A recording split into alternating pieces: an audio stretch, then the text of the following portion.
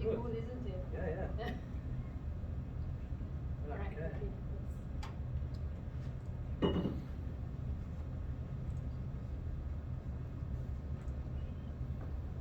Okay, so the title, I chose this title, so what in the world do chemical engineers do? It's a question that probably you get asked, maybe your parents would ask you, what do you actually do? First thing I want to acknowledge the Gadigal people of the Eora nation, the original custodians of the land that we stand on today. The discussion, so we'll have a discussions with each other. We'll talk about why chemical engineering, what we do. We'll talk about my learning journey in class, like you now. Talk about my learning journey on the job, just to give you exposure. So this technically is not about me. It's just about to give you some insights from what I've been through. I'll give you in my free time what I do also. I'll show you a couple of things. I'll share with you secrets. That you know, my wife almost want to kick me out, you know, because of that. But it's manageable, so you appreciate the creativity. And then we talk about you as an engineer. What do you need to focus on? What skills you need to build? If you go for an interview, what do you need to look at? And we take also entrepreneurial. If you want to start your own business, you want to create a big company, well, what do you need to look at? We're going to take example project. Give you that project as an example. Hopefully in the future you get to come in. It's not far away from here. It's in Zidland, so you come in and maybe you can see the project. And that will show you what chemical engineer role in this project, how many roles for a chemical engineer in the project. And if we have time, we're going to go through some insights into creativity and innovation. Okay? Because engineers needs to make things beautiful, works, effective, you know. So we'll take you through that. Okay? If you falling asleep, just wait to me, and then I will change the subject. So here's two questions in one. Did you choose to become a chemical engineer? Did any of you? I didn't choose to become a chemical engineer. Did you choose to become a chemical engineer? And the second question is why? Anybody want to share something? I'll share mine. I'll open up and I'll be very frank and honest. I'll share with you my story with chemical engineering. Why did you choose chemical engineering? One word. Tell me one word, 2 words, 3 words, something. Why? Yes. Innovation. Innovation. Okay. Yes. It's like chemistry. You like chemistry. Okay. That's great. We got more. We got more. We got more. Yes. Chemistry and problem solving. Chemistry and problem solving. Yes. That's it. We solve problems. Yes. What else? What else? Big things. Big factories, you know, petrochemical. Okay. So, did you choose to become a chemical engineer, or did you not choose? You just found yourself here. I found myself a chemical engineer actually initially. Okay, about me, I actually didn't choose initially to be a chemical engineer. I want to be electrical engineer. Because my background, I come from the Middle East, and electrical engineer looks like more muscular, you know, electrical, you know, stuff. And I had experience with it, so I worked with some electrical work. I got electrocuted a couple of times. I destroyed half of my mom's appliances. I got a good experience. I can learn from that. But I went to uni and they said, no, you've actually been accepted for chemical engineering. I said, what to do? They said, get HD first semester, you can move to electrical engineer. I said, great. I went in, worked hard. But when I worked hard, I started discovering chemical engineering. The good story is I got HD and I didn't move. I stayed in chemical engineering because of the possibilities you said. The innovation, the creative thinking, and solving problems. I saw that much bigger than just electrical engineering. And I thought, that's boring. I want to be here. So I realized actually I can speak a different language. It's a global language. Huh? When somebody asks me how do you clean membrane, I say we use ethylene diamine tetracyclic acid and some carboxymethyl cellulose and sodium tripolyphosphate, and you know what I mean? It's cool, you know? So I speak language, it's a different language. And I also speak another language. This is process and instrumentation diagram. So, you can't see it. Shame. Okay. So the process, I probably can't see it in that screen. Okay. That's a process and instrumentation diagram. I actually designed this probably a few months ago for a small filtration plant. This one is a music. This one is a song. This one is a Picasso. And this one, everything is in here. This one talks. It tells you stories about the plant. So this is a language that we chemical engineers, we speak. We speak this language. And in the future, you will speak this language. And people will look at it and say, what? But you understand. This works after that. This stops. You know? This speed up, this speed down. That's all actually written there. That's the language. Okay. Okay, we're doing something great. What in the world do chemical engineers do? As a question. We actually mix chemistry, math, science, engineering, biology. I actually tap into biology. So we mix all this to make new things, to make things that actually were never done before. We take small scale idea, something in the lab, and we make it something big. You know, chemist, we can be the chemist actually, by the way. We can be. We could be the person here, and then take it into there. Or we could take our idea from someone in here, and we make something big. So we can be in the food processing, as you would see in my career. We could be in the pharmaceutical. We could be in the energy production. We could be in the aquaculture, detergents. You know, you just fuel, oil refineries. You just name it. We are actually everywhere. You know, even this Silicon Valley. You know why they call it Silicon Valley? Because of the silicon. You can't produce the chips without a chemical engineer producing the silicon for them, because that's the base of the transistor, that's the base of the chips that we use. That's why they call it Silicon Valley, not Transistor Valley. That's where the biggest hubs in the world actually started. So we take discoveries, we make them scalable. We make systems affordable. So in our design, we make this affordable. We design it in a way that it is affordable. We make safety reliable because we are responsible for safety. To make sure this high pressure, high steam, high temperature, you know, the process, the mixing, the chemistry is actually safe for people and for the environment. We do that. We make the environment sustainable. We take the inconceivable and convert it to something feasible. That's what we do as chemical engineers. What in the world chemical engineers do? We make life-saving medicines. We make new energy sources. There's a huge industry now, this converting waste to energy, converting a problem, waste, to energy. There's a lot of companies now actually doing this stuff in Australia. Taking plastic, wood, organic waste, organic sludge from treatment plants and converting it to energy. Pyrolysis, hydrothermal carbonization, there's now a lot of plants. New South Wales has a lot of plants. This is actually something I'd say keep an eye on. Like, watch that space. It's very good space. It's receiving a lot of government support. Energy from waste. It's very good field.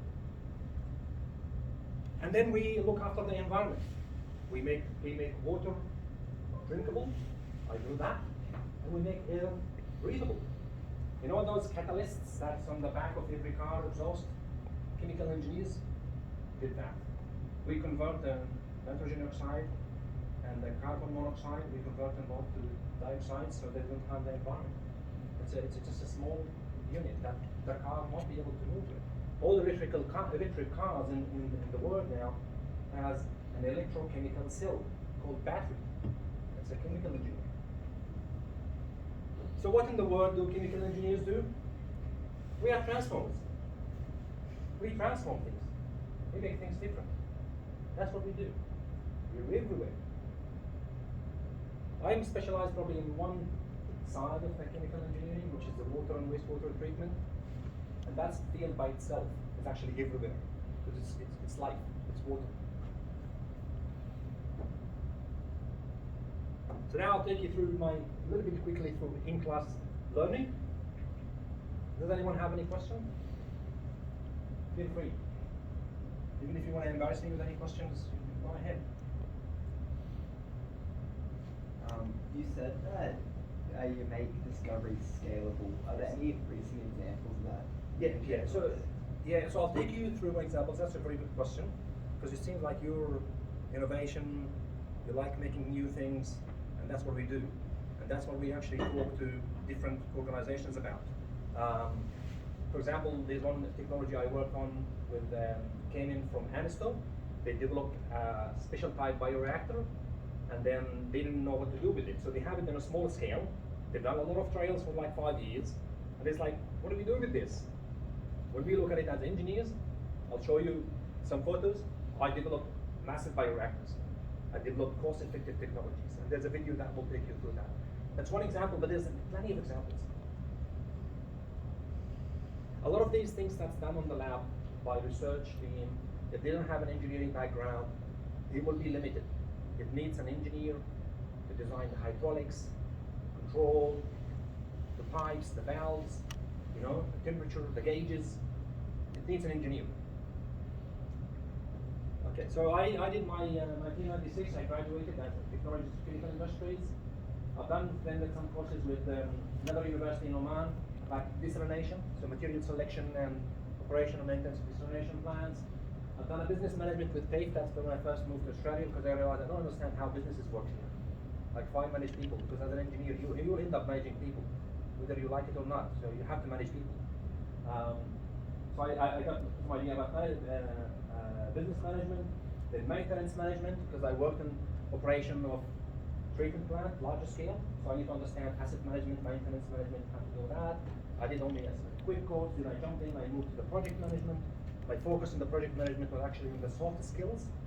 So it's more about critical thinking, it's more about innovation, it's more about projects methodology, how to mix different project methodologies.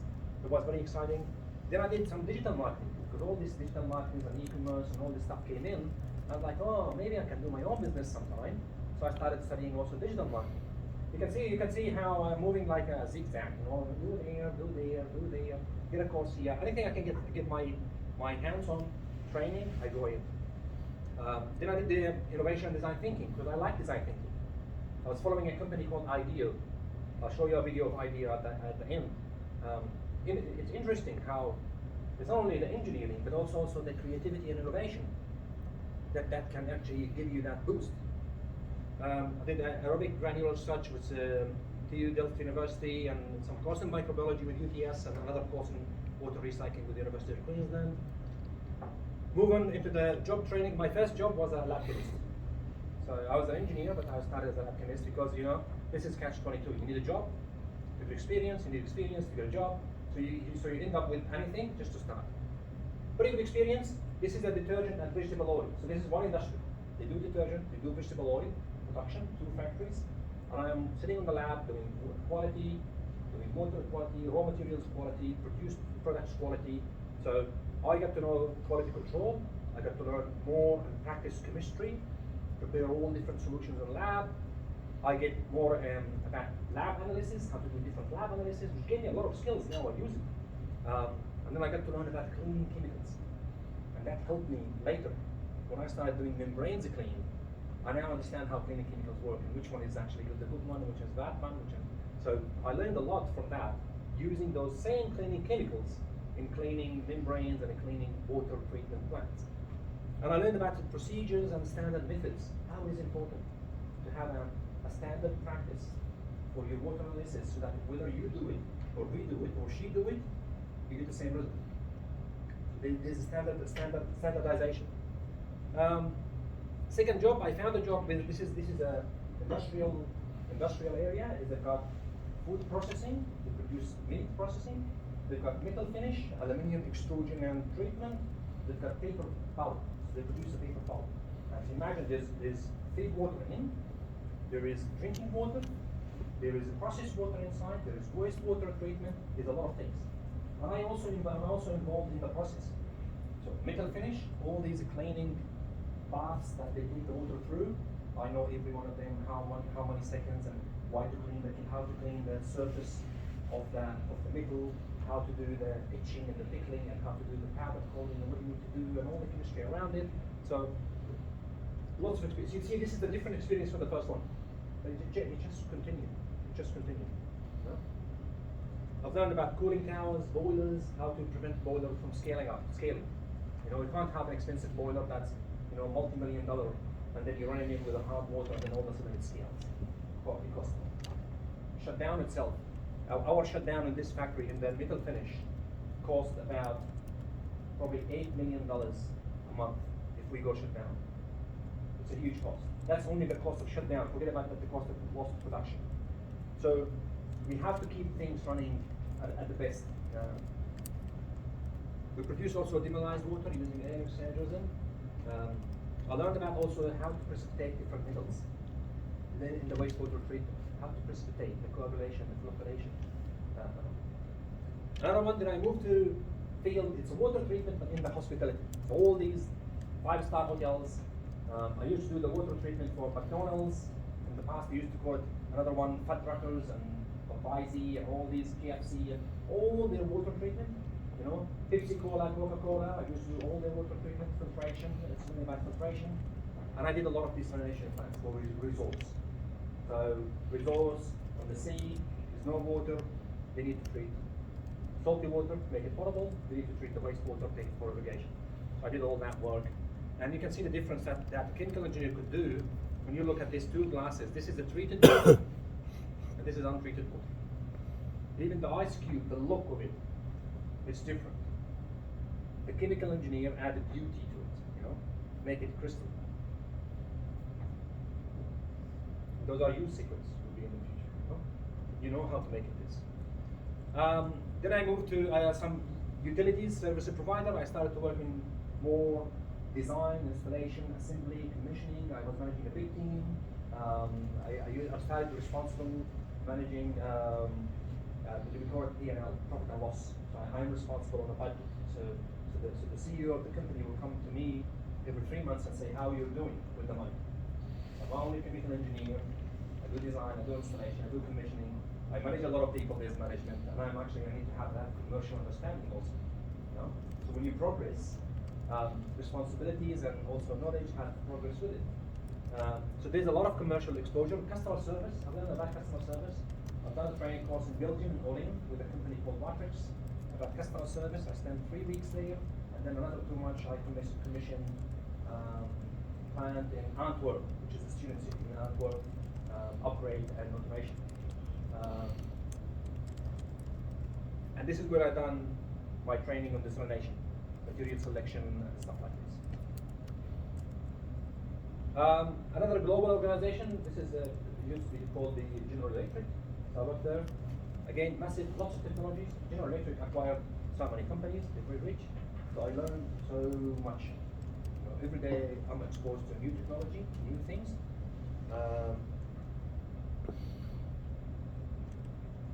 And there's a lot about here. I wasn't actually managing people, but I was actually coaching. So that's a different management style. So I'm not a manager, but I'm responsible for supervising and coaching people. So you need to keep them always happy, because I don't have an authority over these people. So this has been a big challenge into my, collaboration, style. I can't be the dictator anymore. You're gonna have to collaborate with people and make them actually work with you and make them happy, take them for coffee and make sure there's an understanding and there's more listening, to people. Those are skills that you develop as you go, because like engineers, especially if you're so passionate about it, they used to call me the German in the past, the German or the Japanese, because I'm very focused, like engineer. I used to love engineering. I think sometimes you have to change and start to give more attention to your relationship with people, your collaboration, have some empathy, what people feel. Maybe today he's sick. Maybe he had a bad day. Maybe he can't pay the bills. So you develop that empathy and relationship with people, and you can see how that reflects back on you. You become actually happier. Is there any question? Anyone ask anything? Okay. Then I got a regional role. This is the regional role. I used to manage water treatment plants, large scale, from India down to New Zealand. All this area, I used to manage all the treatment plants. more than 22 large scale, and probably another 65 small scale. We do industrial wastewater. Now, a lot of factories, when they discharge water in the past, they used to just discharge water out of the water base. Now, not anymore.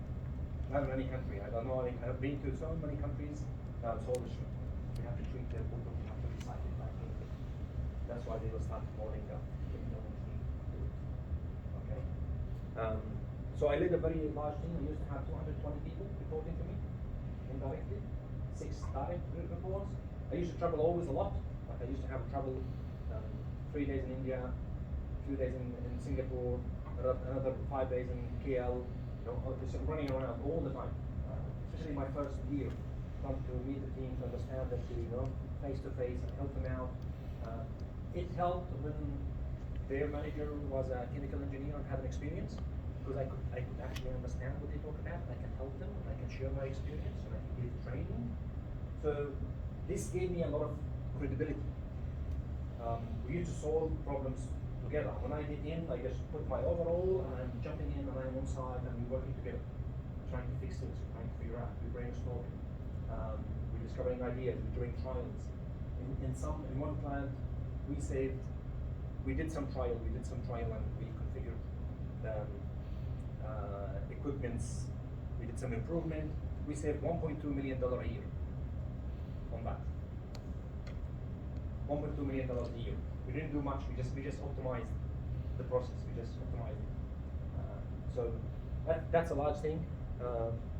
I ended up getting a good bonus for that, So I bought a new car, that was good. The standardization, I mentioned that I used to manage multiple plants. One of the difficulties, how can I manage all these plants like from here? Even if I go there once a month, that's still not enough. So I started a process of standardization. So I make everything standard across the whole plant. Operation, maintenance, admin, reporting, water quality, and I created something called the O&M standard, operation and maintenance standards. And I created that standard at Brilliant, I put it online. That was the beginning of the SharePoint, Microsoft SharePoint. So I put everything online, and then we can see that this becomes all standard. Then the team, so I was a regional manager, the team in the US saw that, and they copied the same process, and they took it on, they implemented it into the US, Latin America, and Europe, and Middle East, and North Africa. Biggest challenge is the cross-cultural teams. Used to manage people, different cultures, and that's a lot of challenge. But it takes time, like I said, empathy, listening, credibility, gives you a lot of credit with people. And that ended up actually very well. My background, as I said again, as an engineer, gave me that credibility because I'm from the field. I understand how things work. Every visit I go there, we're actually knocking off some project. We have created something we call mods, some modifications, improvement projects. We've introduced, Kaizens, Kaizen, change for good, Kaizens, small changes. You do small changes for good, So we introduced Kaizens,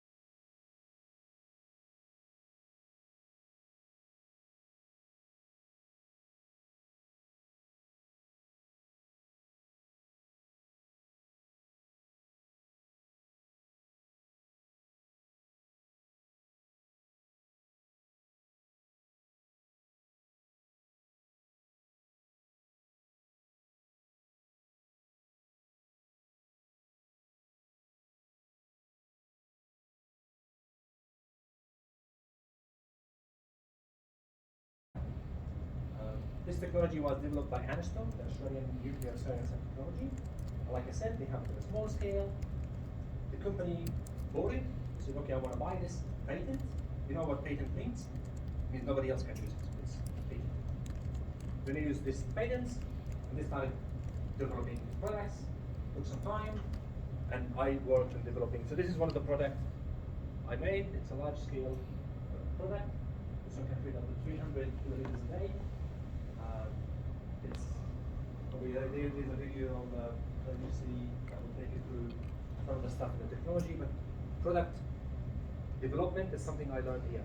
Even before I joined the role, I actually started to realize, oh, this is something I haven't done before. It's actually product development. It's a technology development. And before I joined the company, when they actually gave me the offer, I started working, reading about product development. I joined courses. I started reading about innovation, design thinking, creativity. All this stuff clicked. You know, I started to imagine myself like in Google. You know, these videos you see in Google, very very nice. I started to do stuff like this. I started to learn from all these videos. You know, books. Follow certain people, like from Ideal, Tim, another guy, I don't know what's his name. Probably maybe we're coming his name here. Tim Brown. So there's Tim Brown Ideal. You can follow. You can check his videos. It's pretty interesting. There's here we do the development. So on this project, we've got an idea. We take it. We first test it on the lab. So we did a lot of lab trials, small scale. And then we expand a little bit to like this size, and we test. So sometimes for a year, we take results. Then we ramp it up and we go up to a product design. With the product design, we need now to understand what the market wants. So we have to go out to the market and find out what are the problems, what they want, and what they don't want. And then we produce something we call MVP. MVP is a minimum viable product. The product that has the least specifications, the least options, that I can take it to market and test it. So I don't go full blown, with all the, bells and whistles. No, I go with a very simple product to test the hypotheses, and then come back with a learning. And from the learning, we develop, we call it Mach 1 and Mach 2. We develop the Mach 2. Mach 3, and then finally we end up with this. That's why we put this one. You see here, we put this. Actually, these are two units on top of each other because customers were concerned about footprint. Most customers who wanna. So with this project here, we targeted, for example, breweries. And breweries don't have a space. And so he said, well, what's the solution? We need the unit to be stacked. In some products, we realized there's a shipping to the US. How are we going to ship stuff to the US cost effectively? So we followed IKEA. I studied IKEA, by the way. Like I spent a lot of time studying IKEA, how they do, how they think, and everything. Then we decided we designed the flat pack. So we actually make things in a flat pack, the stands and the tanks and everything is in a flat pack. Then we ship it to US, and the US they open it and they assemble together, just like IKEA. We just copied their idea. Okay. Other thoughts people care about energy. So we have to go and search about the most cost-effective pumps and machines to use it with the plant, with the system. There's also concerns about control panel. It needs to work in multiple countries. These control systems, they have certification.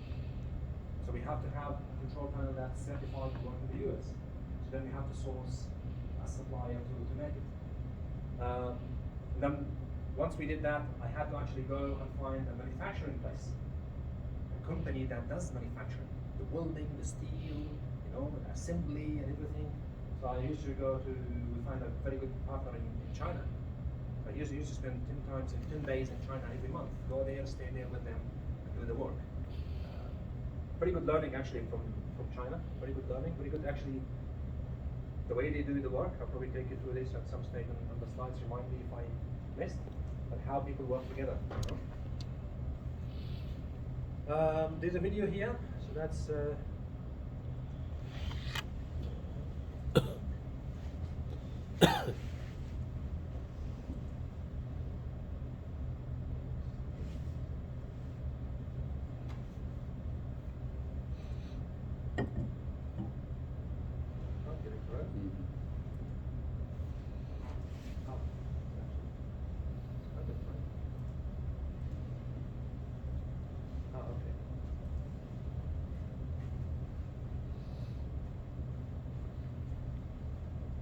it takes time to load.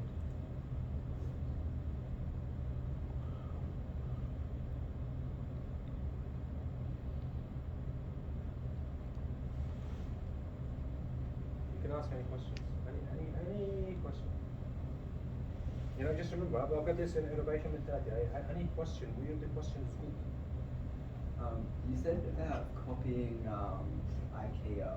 Yes. That I think there's a quote. It's good artists copy, great artists steal. Yeah.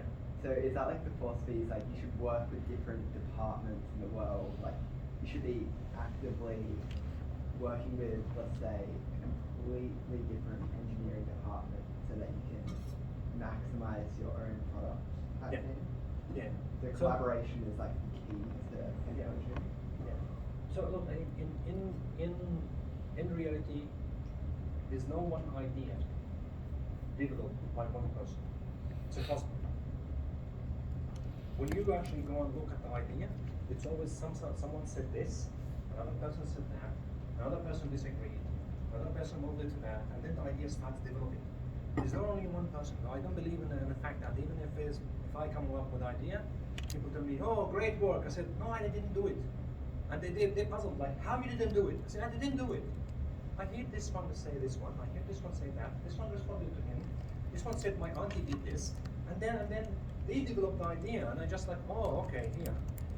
So the copy paste, we all copy and paste from each other. Where's the copy paste? Is the concept. So I studied IKEA to see, in terms of innovation, how IKEA actually developed. I studied IKEA to see how they managed to overcome the investors' problem, because IKEA is funded by the owner. The owner refused to take any investment. And I also looked at how they looked at the flat pack. Flat pack was one of the major things that made IKEA successful. Okay. And the second thing is, which I'll also give you some articles and books that you can look at, is IKEA looked at a certain market. So IKEA, like say here, if you go to Nick Scali, the people who go to Nick Scali to pick their furniture, they're not going to go to IKEA. IKEA is for specific customers. So they picked a market, the students, the people who's moving for a short period of time, the medium budget, someone with kids like me. I can't afford to buy expensive furniture, and they go tear it out, but I want it to be creative, so I buy IKEA. And they can tear it out, and 2 or 3 years I can replace it. Or IKEA will give me the spare parts. So I learned from that experience, rather than reinventing the wheel. It's a good learn.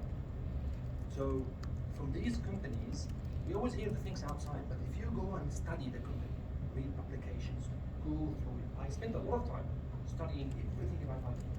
I studied a lot of things about Tesla. I'm trying to understand how they think. You know, how did they get there? How many problems they faced, and then they overcome these problems.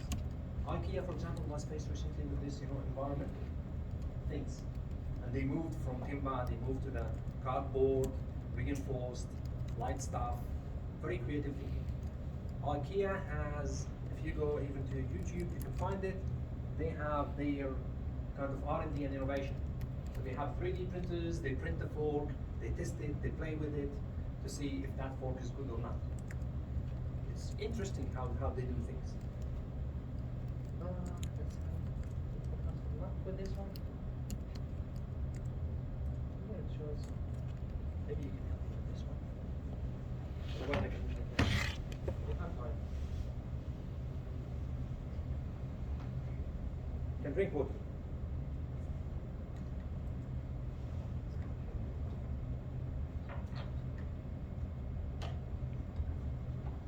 Maybe keep it here.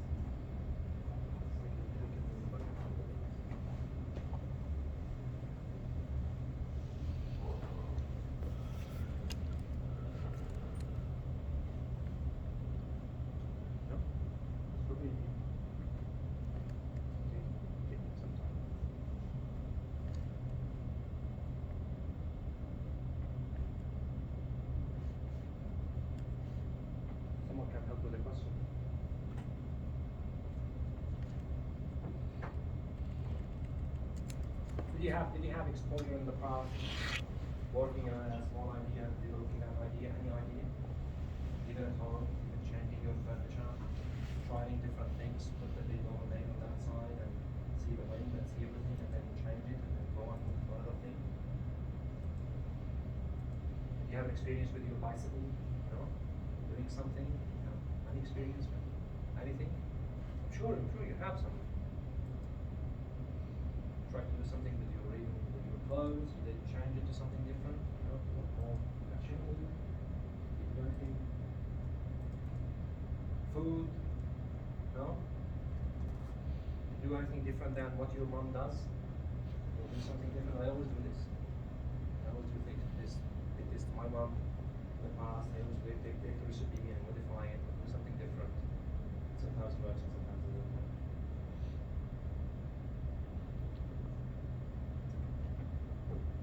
Have you tried this? Have you tried something different with exercise? The way you run, the way you ride your bicycle? Tell me anything different. Do you like changing things, or do you like to keep things consistent? Do you feel comfortable with things consistent? Do you come the same way to uni and go back the same way? Or do you like to change? You like to this way I use this route, this way that way I use go back, find a different place. Do you do that? No? The same. Same?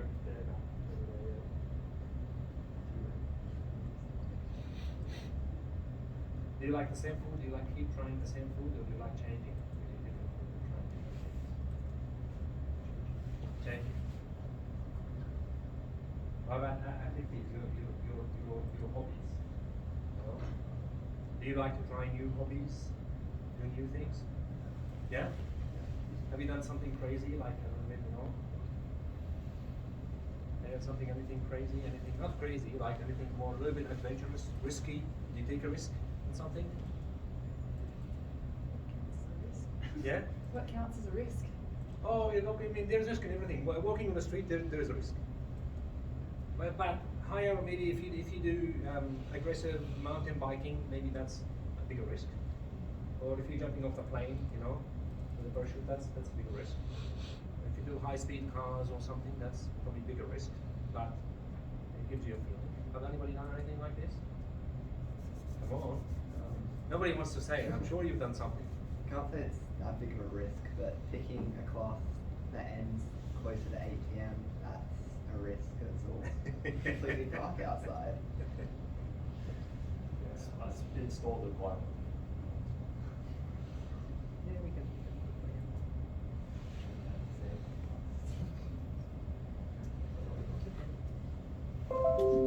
Sorry for this. I was going to show you the video, but this is just good to see when you work. Also, you need to talk. You as an engineer, you need to work in the lab. You need to work with the bugs. Make sure all the bugs happy. Everything is happening. You need to work with suppliers. You need to work with other engineers. You do designs and 3D models.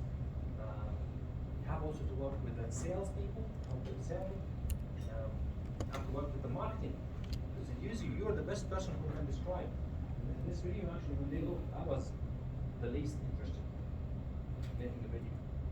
But every time they said, I explained to them about the technology, how we do things, you say, okay, the same way you explained it here, bring the camera, explain it now again. It didn't work the same thing because I'm a little bit stressed, you know, I'm not used to it.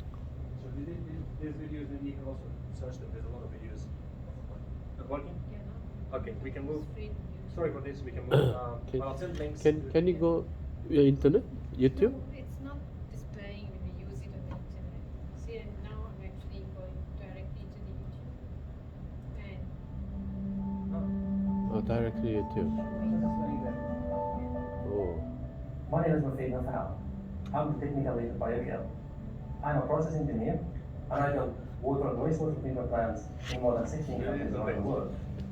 When my kids ask me, what do you do? I say, we clean water. And that makes me proud of what I've been doing for the last 23 years. It's cleaning water and helping the environment and helping.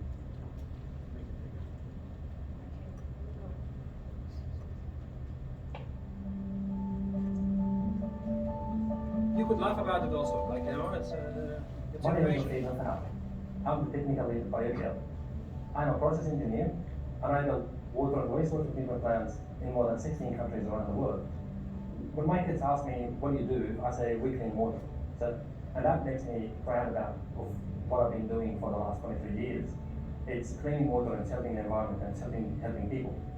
And working on something that helps people, like it cleans the environment and makes it safe for the next generation and the generation after. So I'm very happy.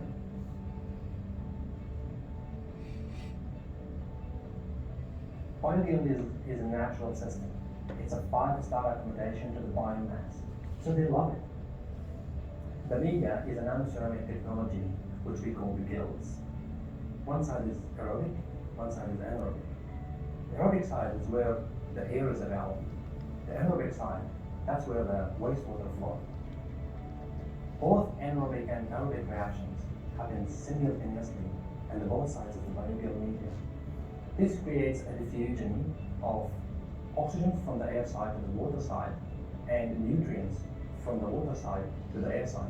And that's what we call a counter diffusion. Counter diffusion is important because nutrients diffuses 4 to 5 times faster than oxygen diffusion in normal technologies. This means it's a faster process of consuming those nutrients. What I like about biological technology is it is natural. It doesn't use chemicals, it's cost effective, and it's good for the environment.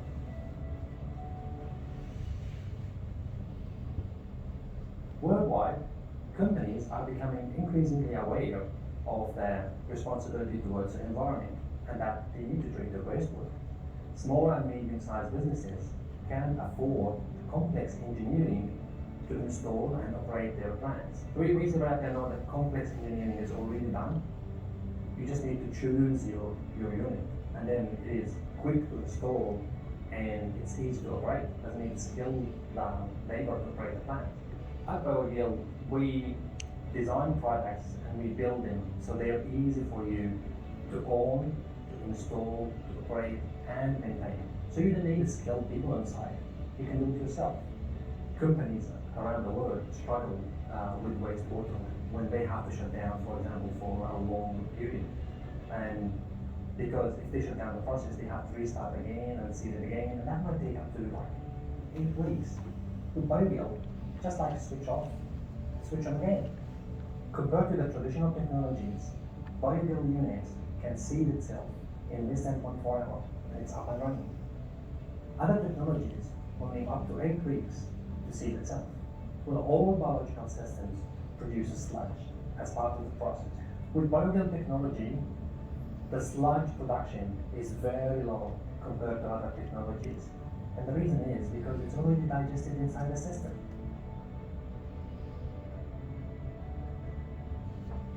Food and beverage productions produce a huge amount of wastewater that has a high biological oxygen demand. BOD cause a lot of damage to the environment and it could be very costly to manage. Companies are under the pressure of treating their wastewater on site before discharging it to the environment or to the local municipal system. BioGil technology is extremely effective in removing high BOD loading.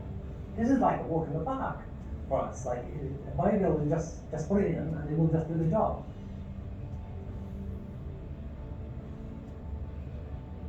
When I started with BioGil, people here told me that the biomass can generate in less than 24 hours and the plant's up and running. This challenges the theory of biological wastewater treatment. I just couldn't believe it. But then after that, I saw it myself, time over time over time, and it's just happening. It's very quick. The other thing is when customers switch off the plant for a while, it just restarts again. So when I ask people, what is the most important thing in the wastewater? Like it or you don't like it? They say the biomass. The biomass, which is the microorganisms, that what consumes organics. So with BioGil, that risk is eliminated because the biomass can populate very quickly. So let's say you're running a normal plant and you have a process upset. You're going to lose your biomass. And you need to wait for another 8 weeks for this biomass to build up again. With BioGil, it's more resilient. because the biomass can build up in less than 24 hours. So the downtime This is a of working your wastewater treatment bioreactor.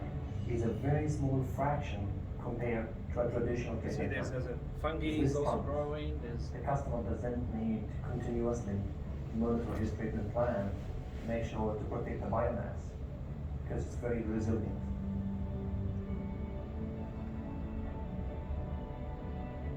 I'm actually always impressed, and it does bring a smile to my face when I see this biomass build up in less than 24 hours and the water is actually treated. That's something like, it's always like something shocking in a beautiful way. So product development. People laugh at me when I said produce something shocking in a beautiful way. and to be in the front line, producing the products that other engineers would use, it means a lot to me.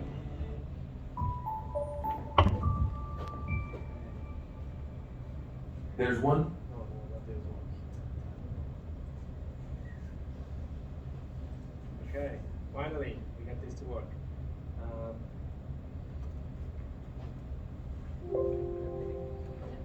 So you can see with this one how, for example, with this technology is we not only done the engineers, but also went out to the market to understand what people want. We understand that people say, like, okay, I want to put a wastewater treatment.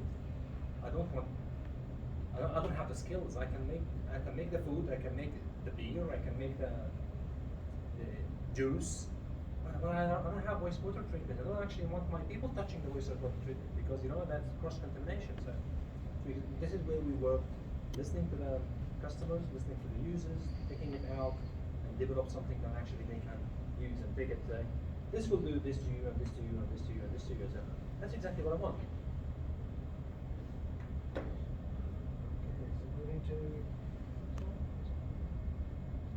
Okay.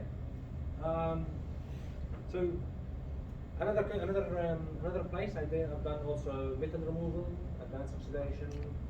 I've done ink wastewater treatment. I've done a lot of work with one of my team on the ink removal. So ink is very challenging. Ink wastewater is very challenging because there are a lot of materials, chemicals in it that keeps the ink from precipitating. So the ink, liquid ink, doesn't precipitate. And that one doesn't precipitate because it's got surfactants inside to prevent it from settling. So ink is actually emulsion, it's small, very tiny particles. So to separate that, it takes a lot of effort. So we've used some techniques to break down the surfactants and everything would settle at a certain condition. It was pretty good. We built 2 plants and that worked fantastically well. We've learned a lot from these plants. If we were to probably build another plant, we probably could improve a lot. You can see here one of the images here where from concept. This is the concept. We're sitting in the room. We have a problem with the water. We're sitting down. We're discussing what we can do, and then somebody starts and say we can do this vessel and we can fill it with this material and that will absorb this. We say, oh, but it's in a block. Something's going to happen. We say, okay, we can do clarification. We can just settle the solids before. And so that discussions, happens. How are we going to control it? What are we going to do? This is a whiteboard discussion, a concept we call it. So I'll take you through. It's a concept. So when you build a treatment plant or when you build a pharmaceutical plant or a chemical plant, you don't actually go and build everything all of a sudden one day. You're going to have to start with a small concept and then develop the concept as you go. You work with other people and then slowly until you reach the step of detailed design. Even in detailed design, you have multiple stages. So we do design like 50%. We call it 50% design. Then goes for reviews, it comes back. We do 80%, it comes back. Then we do full construction, and it goes out. And during construction, we change things. Then we develop it as built, design. Even during building, we could change things. We've done PFAS degradation. We've done herbicide degradation, and lots of fun. All the time you can see me there in the factory. Always, 85% of my time on my desk. Most of the time, I'm actually in the workshop, wearing my overall and drilling and cutting and doing things, making things. I remember even during COVID time, we We didn't have people, coming into the workshop to actually build plants. The one plant, 40-foot container, I built it myself. I put everything together. Plumbing, welding, all this type of stuff. So any additional skill that you can actually learn is going to be helpful to you in the future. If you're good with writing, good for you in the future. If you're good presenting, good for you in the future. If you're good with any physical, you're good with the tools. You can use tools and you work with your dad on fixing the car or something, or you can use a drill, you can use a screwdriver, stuff like this. It's good for you in the future because you're going to be managing people that, that look at you, how you do these things. So anything you can learn.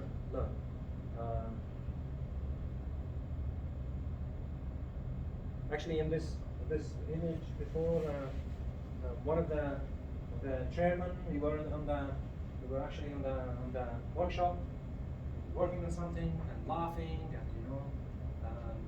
no rules, it's all open, And one of the chairmen walk in and say, he smiles and say, "You guys playing?" Of course, I'm there, the other director, so I respond. I say, "Yeah, we were having fun." And he said, "Oh, great." I said, "What's the opposite?" Because I realized that he's saying, "You're playing, you're not working." I said, "What's the opposite to playing?" He said, "Working." Now he confirmed that that was his thinking. I said, "No." He said, "Why?" I said, "Opposite to playing is depression, is stress. You could play and work.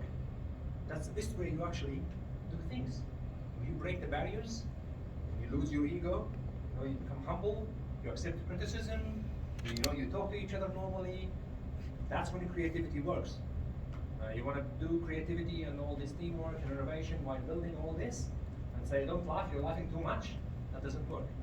So there is a lot of fun. You have to foster a good culture, of working together, a fun culture, to actually be able to produce things. And this time, actually, in the previous video, you can see I'm blinking too much because I used to work so hard. I used to work 16 hours a day. Sometimes I stay, if I have a bioreactor running, I stay there. So I'm tired, but I'm excited. You know what I mean? I'm doing it even for free, like the additional work. But I'm excited. I can't leave. I'm happy.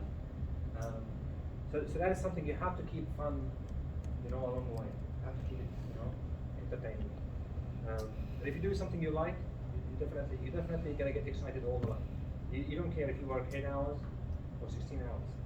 To you, it's the same. In one company in the past, actually, I exceeded my, here in Australia by law, if you can't accumulate your annual leave. So when you go work, you get 4 days a week every year. So you can't accumulate. So my first year, second year, I didn't go on holiday. So they said, "Oh, you have to use your annual leave." I said, "No, I don't want to." So why? Because I've got things to do. I can't leave. They said, "No, you have to go." I said, "I don't know where to go. This is my holiday. Here is my holiday. I spend my holiday here. I'm happy to work 2 weeks for free. Just let me stay here."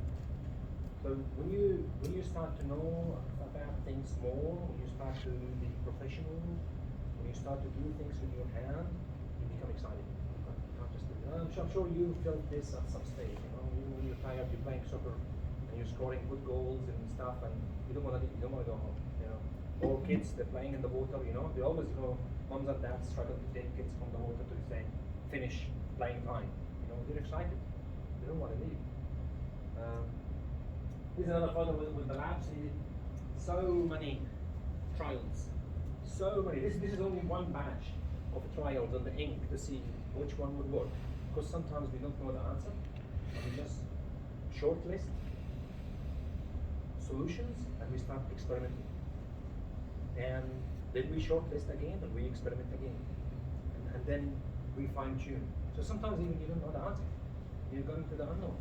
And that is actually more exciting, than knowing the answer.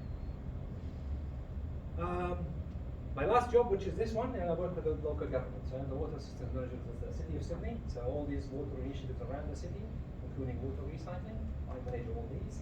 And I also manage that collaboration with different organizations, including EDS. So we work together to produce good solutions for the environment, and we could be a potential supporter for trials, for commercial, for promotion, for stuff like this. And we also manage some water recycling schemes, which I'll take you through one how we do that. Working in the private sector and innovation is also a big shift for me. Now I shifted and started working with the government.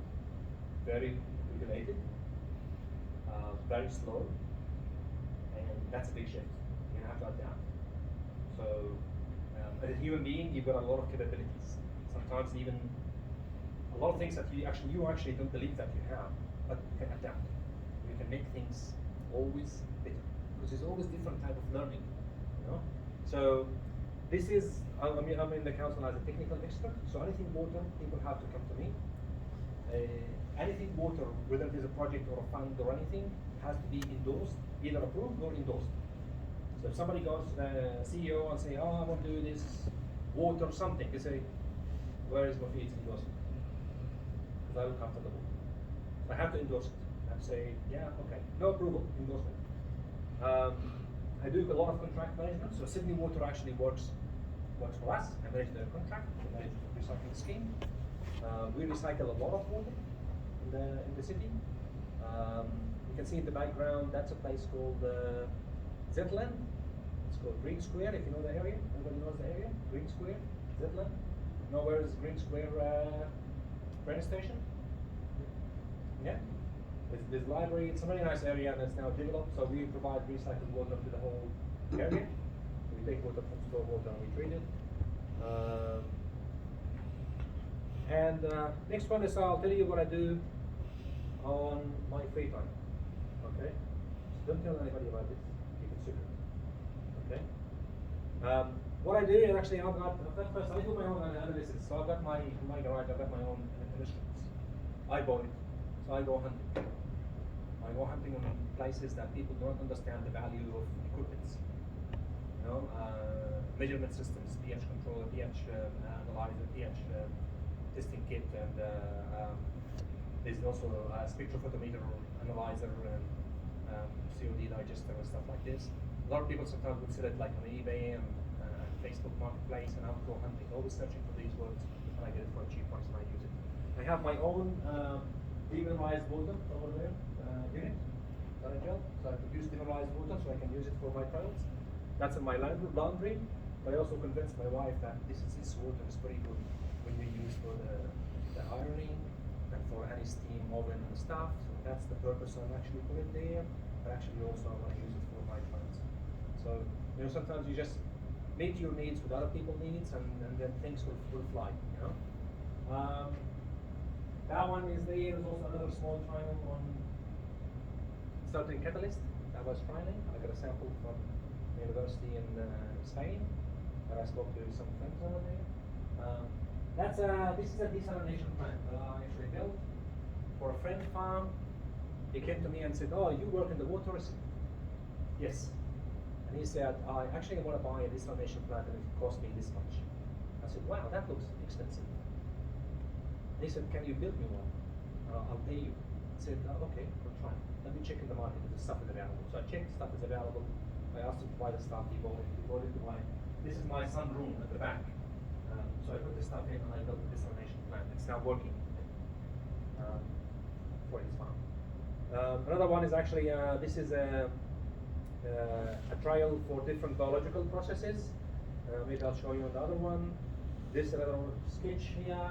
We are trying to work with how air moves into the water. So I was trying to play with certain membranes to see, you know, just like something called NADR. So I was trying to get air not diffusing, but water to diffuse through certain membranes and then transfer the oxygen. So I want to trap the oxygen in a certain place around the bioreactor. And this here I made pizza. It's a chemical engineering. This is a Napolitano pizza. So the mixing is a chemical engineering. Okay. The fermentation of the dough is a chemical engineering. Biology, chemical engineering. So I fermented the dough for 48 hours. Why? Because I want to break down the bloating. So I can eat a lot without feeling no bloating. The cheese I also made myself. So the cheese includes also biological process. It includes dewatering, which is another chemical process. So there's a lot of chemical processes on this. And the good thing is actually the result was good. Otherwise my wife would kick me off for the best I think. So chemical engineering in every field, you feel it. You understand things actually different. You look at things different. I look at sometimes even my kids when they mix something. We have this mixer, small mixer, the milk frother. And I say just tilt it a little bit. That's a chemical engineer. When you put it this way, you create the cone. You're actually just rotating things along. So you're losing a lot of efficiency. When you tilt it a little bit, you break that cone, so you make a better mixing. That's a chemical engineer. So it's a good one. And other trials also in my garage. So that's the sketch you saw in the first one. I was trying to make a water deflector, a proper water deflector that deflects for something called the trickling filters, similar to the one you use in biogil. When I left, there's a problem with the clogging. So that thing is still stuck in my head. I want to find a solution for it. So I built a solution, and I actually sent it to someone for 3D printing, and I started working on trials to see which one actually gave me the best coverage, less clogging. There's also another biological here. Yeah. This is biological membrane, so I was trying to build the biomass in a biological membrane and diffuse the oxygen through the other side. Worked, but still no calculations, no stuff. This is just like something I want to try, and I couldn't stop. So I had an old tip. I cut the stuff from there because that stuff is, it's waterproof, but it will not actually air breathe. This is here converting certain clay charges, with different materials like calcium or aluminium to then use it to absorb other materials. So yeah, funny stuff. So I think also on your own things, if you got something you're interested, do not be afraid of trying. Just try. You're gonna fail a lot of times. Just keep failing, keep trying, keep enjoying. But just be safe also. Oh, this is actually. This is fine. I wanted to mix this, and I couldn't find that. I couldn't actually keep rotating because I want to keep that mixing, slow mixing, to make sure the contact between the liquid and this one. So this is the electric heater actually rotates. So I mounted that.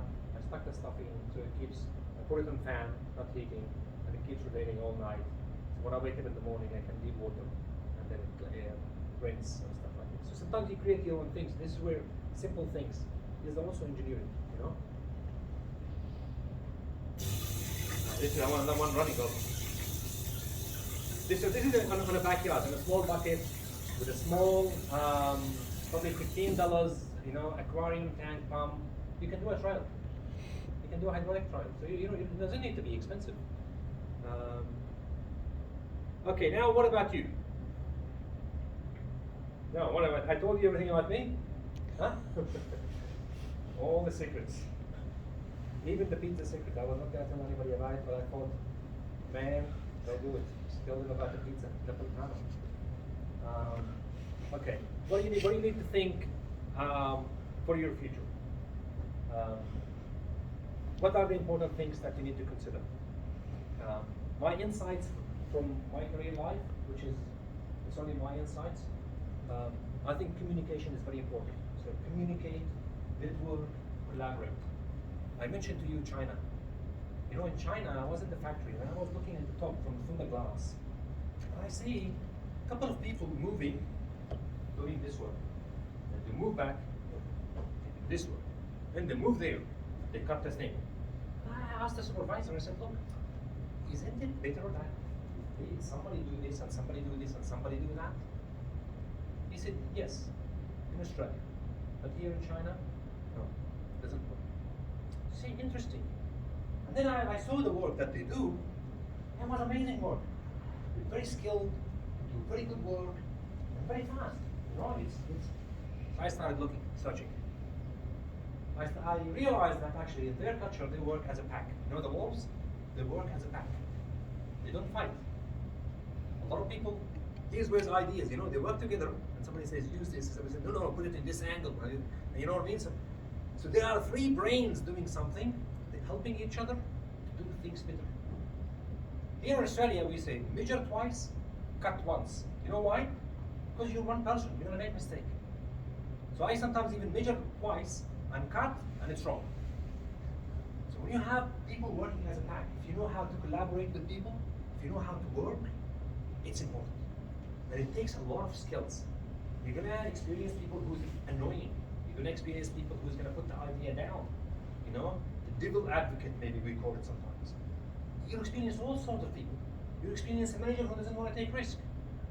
You know, so you're gonna have to work with all these type of people. Communicate, explain your idea. Once, when I was young, I went to the manager and I asked him, "We want to do 1, 2, 3," and he said, "No." Okay, thank you. I went.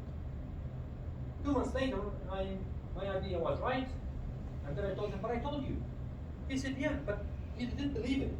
I said, "How do you know I didn't believe in it?" He said, "You didn't fight for it. If you believed in it, you would have fought for it. You would have came to me again and again and again. Yes, you were right, but you also didn't believe in it." So if you know something, you have to present it. And I mean, fight for it doesn't mean go fight or go scream, but you have to show. You have to different example. I even now with this organization here, with the city of Sydney, I go and I say, "Look, we need more time to do this. We need this time. So this option is to actually extend this contract for this." And they say the director doesn't have time. When I meet with the director, they don't have time. My meeting is 5 minutes. I need to present like 30 topics. It's very quick. No, yes, no, stop. This one, do. So I had to explain it again in a different way. So I sent him an image. I put a timeline, and I sent him an image. He got it. So you have to find a way to reach to people. You have to understand, sometimes you don't have time, sometimes you have bad experience. You know what we call anchoring? Sometimes people, their experience, bad experience, they bring it in and they say, "Oh no, it's not gonna work, it's gonna be a problem, you're gonna lose a lot of money." Communicate, network. There's now a lot of social media, LinkedIn, Facebook groups around different topics. But these massive things. There's meetups, there's a lot of meetups here, big startups and stuff. Use it, talk to people, follow those experts, see what they do. Just keep this communication networking happening. It's important because a lot of things happening around the world in Australia that you want to be aware of. Now, not when you graduate. You want to stay on top of it so you can also direct your studies, your learnings. You could find a job even before you graduate. Because you are lucky, you are in the luckiest time in Australia that there is a shortage, massive shortage. So you could apply for a job even before you graduate and you're in. In the environmental, water, chemical engineers, there's a big shortage. So network, talk to people, follow, see what they do. Learn your craft and those around you. I probably, beside the study, I know how to do plastic welding, metal welding. I went to welding classes, Class Pinto? Class Pinto? Class Pinto. They have a welding class.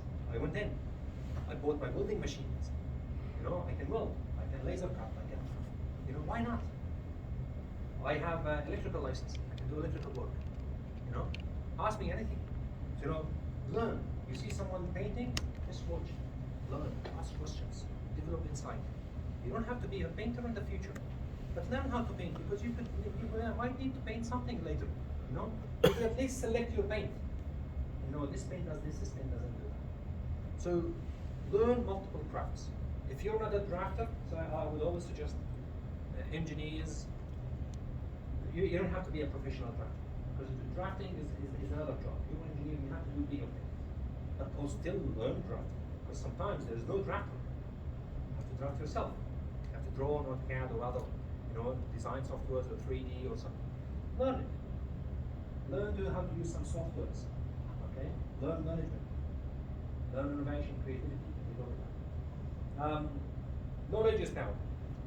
In anything. Even when you go negotiate your salary. The more you know, the more you have power.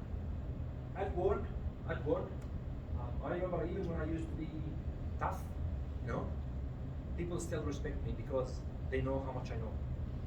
So power, knowledge is power. If you know, you have power. If you don't know, you have to see who's the person who's got the power, the knowledge. Make contacts. Make contacts. When I first graduated, I looked at this when I was a lab chemist. I looked at the place and I found who's the best chemist here. The person who knows everything, the most experienced, is my friend. I go and make a tea, make a coffee, toast a sandwich, everything. So I can get information. You're always becoming. You know, try and have a look at the first chapter of this book, Michelle Obama, Becoming. It's very important. It's a good thing that, you know, you can say from chemist to this, I'm always becoming. Even now I'm becoming, you know. Last Tuesday I was with the 3 ministers and the Lord Mayor, you know, talking about something. I never thought I would do that. I'm different. I'm the person of creativity, blah, blah, blah, blah, blah, blah. That's change. You're becoming. You're becoming. You're becoming. Your journey. Just move through the journey and learn. Shovel information as much as possible. Wherever you go, honestly, the best thing you can get is information. Get information, get knowledge. Enjoy the journey, not the destination. And this is very hard to explain. I don't know how to explain it, but the final destination for all of us is no. We know where is that final destination. Okay? You have to enjoy what's in between. Have you ever guys watched the movie called The Click? Click, the guy who doesn't like certain steps of his life, and he click, and he moves in, and all of a sudden he's an old man. So you're gonna have to enjoy, or the new movie there's a movie called Soul, you know, animation. Soul. Watch it, you know, you're gonna have to enjoy everything you do. I'm enjoying me talking to you here, you know. So I enjoy everything. I enjoy the painful thing, even the train ride. I enjoy it. It's an experience. It's a good thing. You might go sometimes into the desert and work in the desert by yourself. Don't fear it. Just enjoy it. There are a lot of benefits in that. So enjoy everything you do every day. Trust me. Don't hate it. Don't wait for the next one. That's what happened with people. They wait. Oh, I can't wait to finish this high school and go to uni. You go to uni. Oh, it's harder. I can't finish uni until I go to work. You go to work. It's actually harder. Don't miss enjoying. Enjoy. These times, uni time, enjoy it. You're gonna miss it later. You know? So enjoy. Make good use of social media. You probably guys know how to use social media, but social media is full of a lot of things. And you can make good use, like follow the hashtags that you care about, you know, add your chemical engineering hashtags to your list so you can get updates. If you don't have a LinkedIn profile, I suggest that you start working on one. And when you might get some free e-learning, so LinkedIn has an e-learning, it's very important. There's a lot of training videos. It's a very nice training video, easy to go through because it's like step, it's broken down. So LinkedIn is high, you need to have LinkedIn. Build your profile, you know, put it in and start following the groups and the hashtags so you can start to get feedback and start to see what's happening in the market, communicate with people, make contacts. Just make contacts. And the future slowly you build that network. You have thousands of contacts. It will help you when you look for a job, when you want to move jobs, when you want to do business deal, you just look. You know, you just look at your profile. Whom do I know in UTS? Oh, this and this and this. Whom do I know who does this? You go and search. Ah, I see him. Oh, this guy, he works in a company this way, or government. You know, so the contacts and people need each other. You have to communicate, you have to work. So social media is very important. Now, I'll take you about what we look at when we hire someone. First, do you have any questions on this? This is a generic. You can get a lot of advice outside, you know, and social media is full of advices and stuff.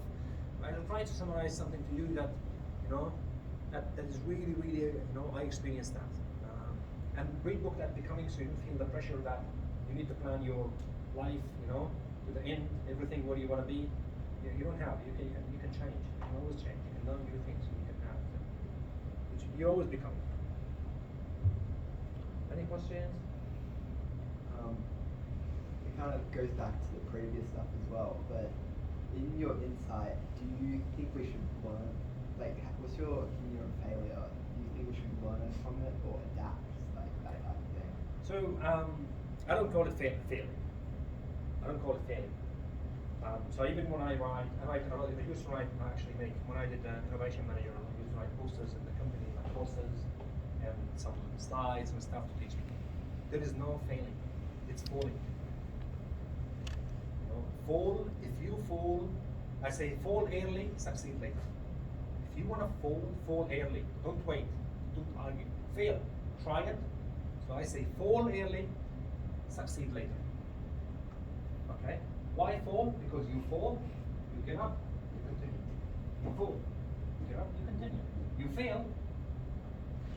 So I call it I call it fall early, succeed later.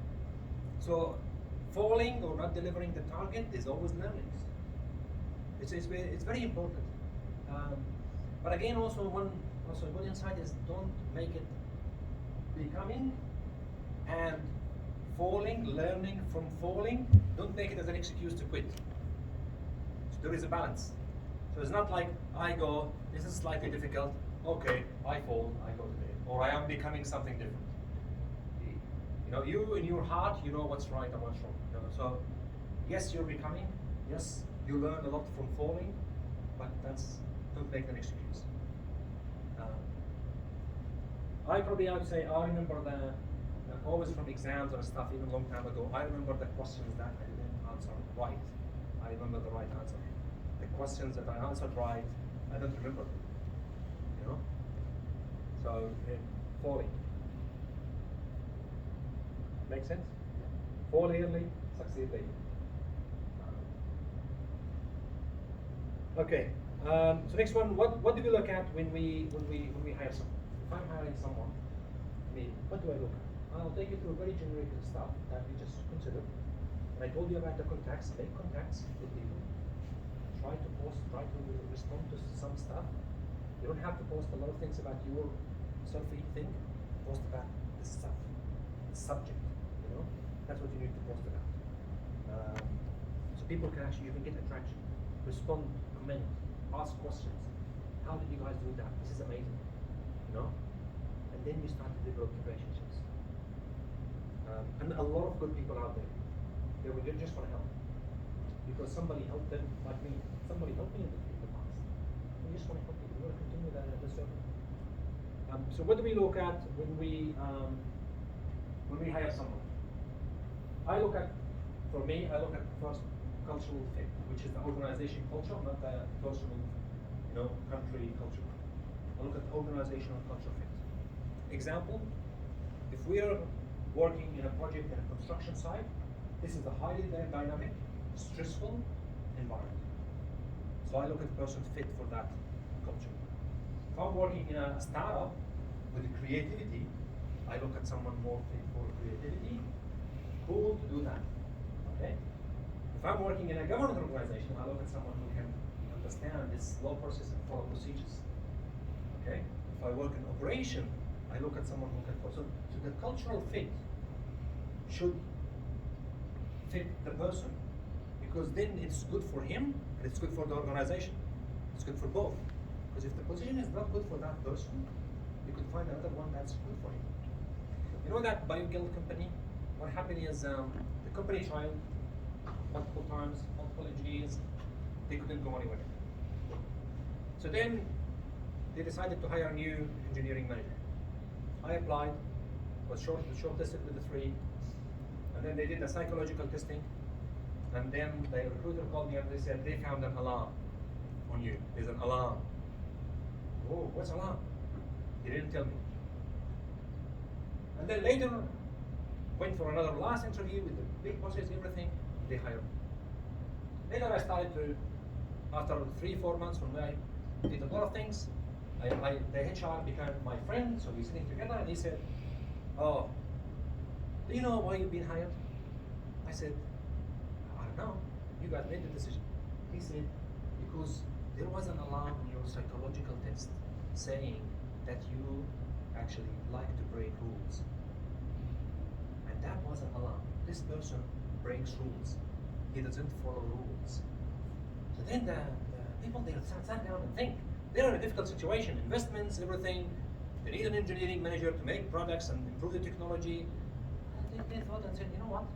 This is actually what we want. We don't want someone to just replicate what we've done in the past. We want someone to break the rules.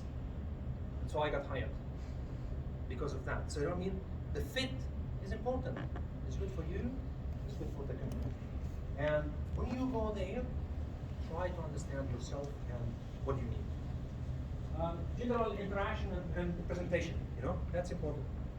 How you talk, how you present yourself, even to the, how you dress. If you're going for a sales role, you'll be dressed nice. If you're going for an engineer role, don't try to wear a tie and a suit and everything. That's excessive. So it depends on the role that you're applying. Make sure you're wearing, make sure you're prepared to give that image, you're ready. Because you see the person, he is ready. Now, if the person in a suit, I'm gonna take him to a construction site. I straight away feel that is disconnected. So we are something that fit. If it is a sales role, business development, something, we're the suit, we're the staff. Put the stuff in, go in, wow, this guy, he's our man or she's our girl. Okay?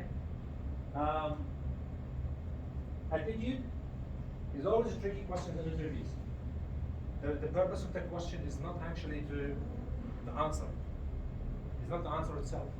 It's just to discover your attitude. You know? Somebody could ask you, somebody asked me in one interview and said, okay, so if we hire you, would you be able to bring people from this current organization to work for us? I straight away took the stuff and I said, thank you very much. I said, no, where are you going? I said, I don't do this stuff. And then they said, okay, sit down, this is not the intention of the question, is this and this? I said, that's even worse. Because now I understand you don't trust people. You try to, you know, that was an excessive example. But sometimes the question is not is to see who you are, you know? It's just to see who you are. How you handle conflicts, you know? How you handle disagreement with manager. So you know, how you take it easy, you explain, you know? Responsibility is a big thing. And there's a big difference between a responsible person and non-responsible person. You know what's the difference? Difference is, when I come in, do my task, my mind is on the goal. I'm looking at the goal, I need to get to the goal. That's a responsible person. Will do everything. You've got the documents, I go to you first time, I go to you second time, I go to you third time. What is the documents? I want to get this one done. That's a responsible. Of course, respectfully, another person. The person who is not responsible, you come in, follow the procedure. Bang, send the email. I've done my work. It's with him. I don't care. Not my responsibility. So responsibility is important. And this is in general, this is in life. Responsibility is important. You're gonna have to be a responsible person. Energy.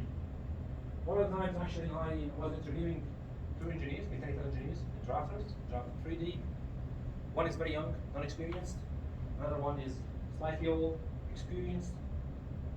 But from his energy and bad communication, I couldn't. Like I'm trying to suck the information from him. When you're talking to people, don't rely on them to ask you that question. If you have a skills and they didn't ask you about it, tell them. How about I tell you about my skills that you didn't know about?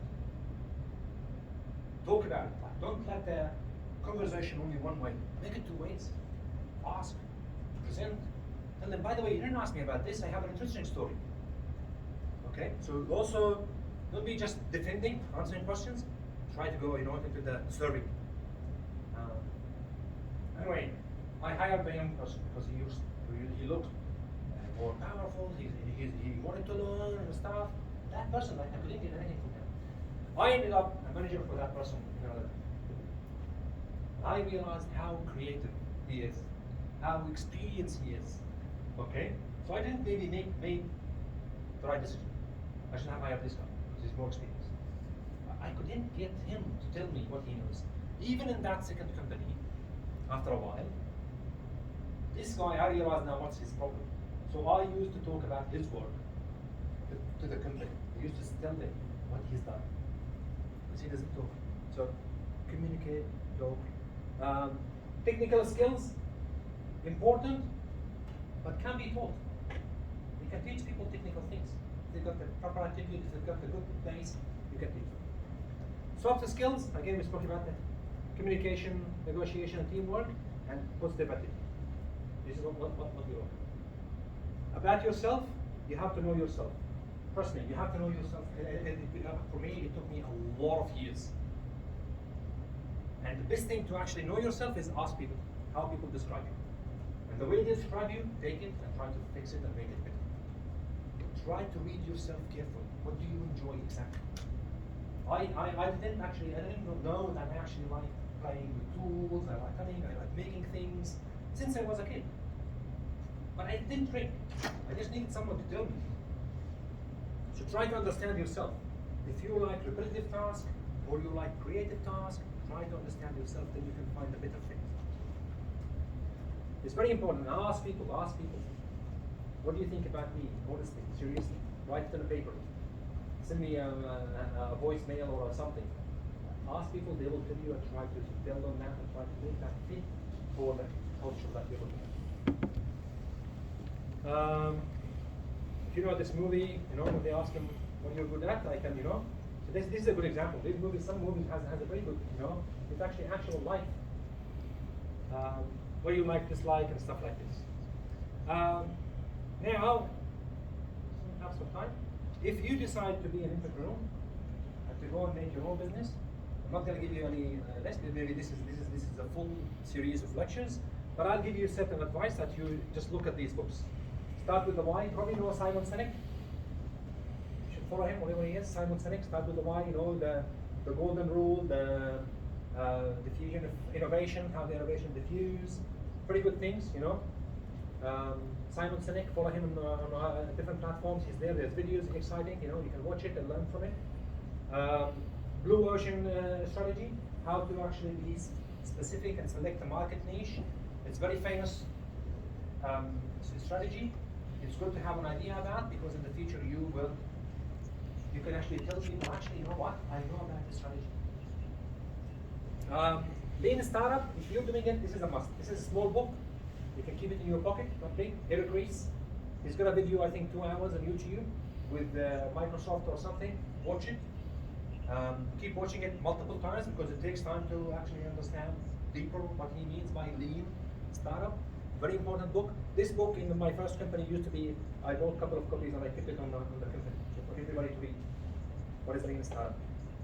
And more about different strategy and mapping and how I got introduced to IKEA is actually Michael Porter. Michael Porter is a Harvard Business Review article called What is Strategy?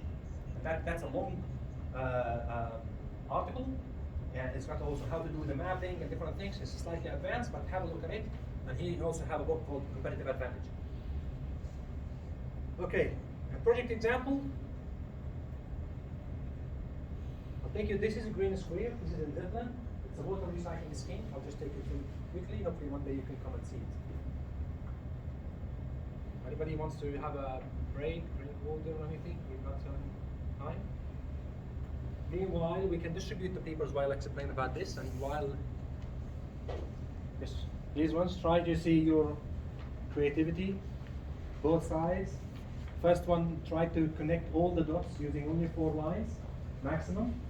The second one, use the circles to draw stuff. Okay? So the first one, try to connect these using 4 lines only. You have to connect all the dots. You've got 3 triangles here. And the second one, use these dots and draw something. Soccer ball. Play. Just use your creativity. While we do this one, just play with it. There's a lot of possibilities. So the location is in Zetland.